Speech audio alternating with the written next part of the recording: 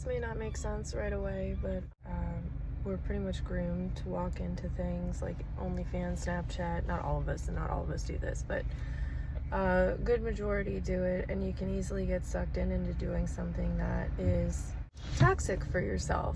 There's different levels of toxicity, but it's just not good and it's not pure. Okay? And this is a shout out to all you people who go to church and talk about purity, okay? And then say like, oh, we're not God. But in the moments where you can control whether you're going to do a purity move or not, and you don't, this is what I'm talking about.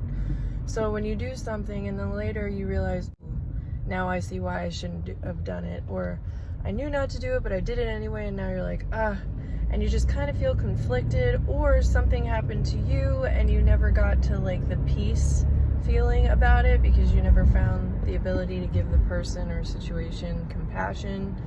So it kind of just resides in you. I forgot what I was watching where they said psychologically when you don't deal with something, it just gets stored in a certain part of your brain. But I think that these things just kind of lay dormant, and they're there, and I think they're set up to be put in us, so they lay dormant until we want to do something that we know is right, but then that feeling subconsciously or consciously kind of inflammates in our mind, and our energy inflammates, like inflammation. It like kind of brings inflammation into our energy, and it kind of paralyzes us and stops us, and that's what the fear is. And the whole thing is that it's the purity. Like, if you feel pure and that you've done everything to your best ability, and you've, noticed how you've done stuff that you maybe didn't think was wrong at the time, or didn't realize how wrong it was, but then later found compassion for yourself, and then really, really felt it. And when you felt compassion and you've forgiven the situation or yourself, is because you feel peace about it and you're calm.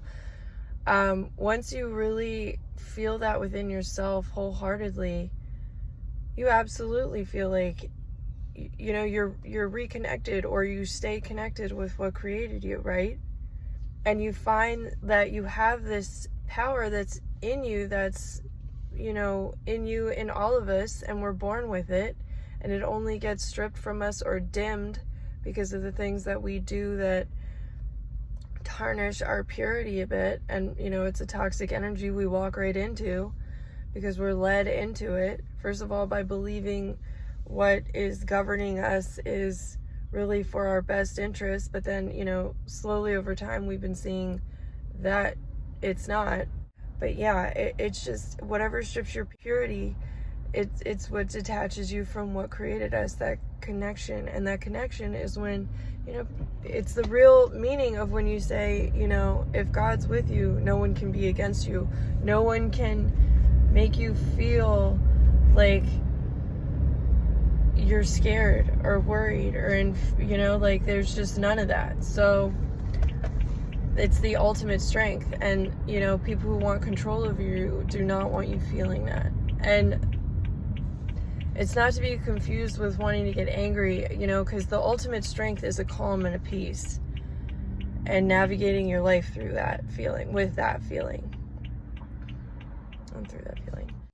The other version that people try to say, if God's with me, and they get angry and, fury, and like that's when all like religious wars started, and, you have to defend God and everything, and the misconception is when people think that they're strong with, having God in their heart and being there, that means they should fight physically or verbally or whatever, with an anger and a frustration and a force.